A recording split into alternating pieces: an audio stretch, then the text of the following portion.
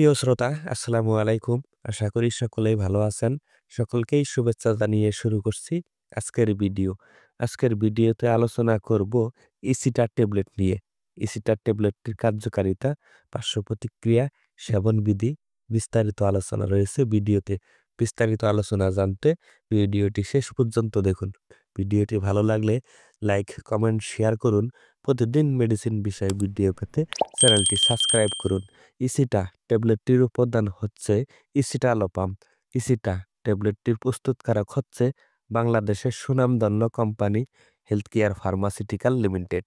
ইসিটা একটি anti depressional যা selective serotonin রিউপোকেট inhibitor, যা এসএসআরআই গ্রুপের মধ্যে পড়ে। ইসিটা ট্যাবলেটটির কার্যকারিতা হচ্ছে যেমন ডিপ্রেশন, মস্তিষ্কে সেরোটোনিনের মাত্রা বাড়িয়ে বিষণ্ণতা দূর করতে সাহায্য করে এবং অ্যাংজাইটি ডিসঅর্ডার উদ্বেগ এবং ভীতি নিয়ন্ত্রণে কাজ করে। প্যানিক ডিসঅর্ডার বা আতঙ্ক, ভয়ের সঙ্গে যুক্ত উপসর্গগুলি কমাতে সাহায্য করে এবং পুনরাবৃত্তি চিন্তা আচরণ নিয়ন্ত্রণে সহায়তা করে এবং সোশ্যাল অ্যাংজাইটি বা সামাজিক মিলামেশা জড়িত ভীতি ও চাপ কমাতে সাহায্য করে।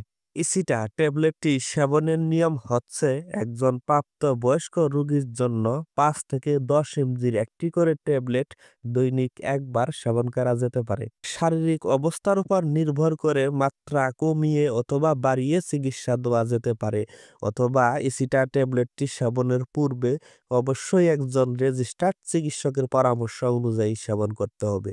এই ধরনের মেডিসিন কখনোই ডাক্তারের পরামর্শ ছাড়া ভিডিও দেখে অনুপ্রাণিত হয়ে সেবন করা যাবে না।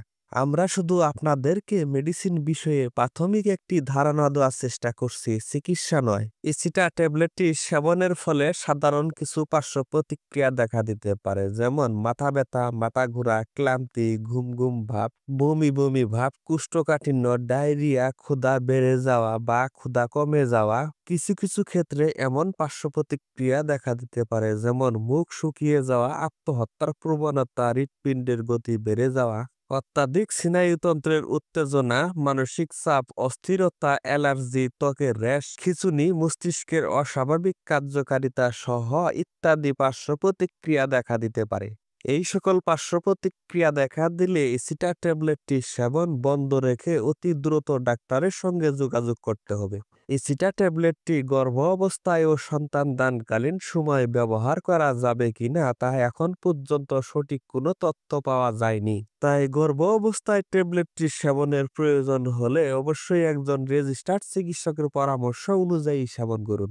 আমাদের ভিডিওগুলি ভালো লাগলে প্লিজ একটি লাইক করুন। প্রতিদিন মেডিসিন বিষয় ভিডিও পেতে চ্যানেলটি সাবস্ক্রাইব করুন, অথবা জেএস ফার্মা পেজটি ফলো দিয়ে আমাদের পাশেই থাকুন। আর আমাদের ভিডিওগুলি কেমন লেগেছে তা অবশ্যই কমেন্ট করে জানাতে ভুলবেন না।